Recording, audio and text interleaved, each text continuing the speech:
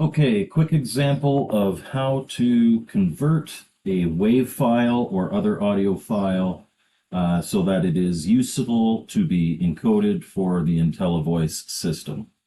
So here I've got a WAV file. Here I've got Audacity. Audacity is a free download. So you take your audio file and you drop it in. This is stereo. We don't want stereo, so what we'll do is we'll right-click here and we'll click Split Stereo to Mono. And then we can delete one of those. Now, right now, this is recorded at 48,000 hertz or 48 kilohertz. If we play it, you'll hear that it sounds normal. That's great! Actual physical contact! We want to convert this to be 10,000 hertz or 10 kilohertz.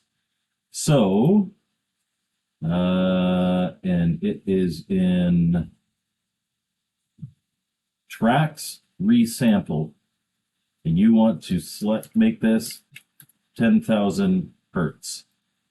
And you'll see now it sounds much different. That's great! Actual physical contact! This is now what we need. You also want to check your audio levels here. You can see this shows the maximum volume of what you played. That's great! Actual physical contact! And this is about right. You could make it a little lower, but don't go much higher than this, because then it'll start clipping on the Intellivoice. Once you have it set like this, it's resampled to 10,000 hertz. It's a 16-bit PCM. You go File, Export Audio, and you make sure your settings are like this. So you want to export a RAW file.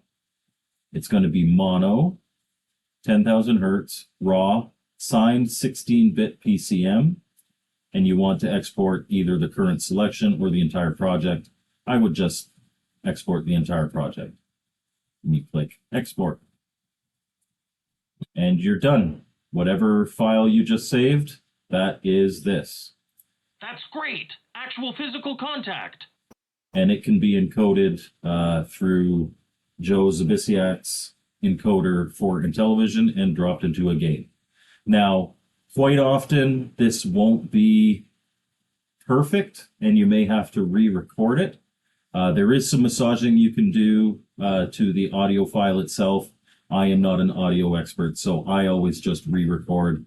When you're recording, you want to be as clear as possible, enunciate everything really well, and that will give you your best results. But usually what will happen is any voices I send, they'll be encoded, and then they will be put onto a ROM, and we'll listen to the voices through the Intellivoice and see if they sound good, and if they don't, we re-record or change the lines. And that's it. That's all you have to do.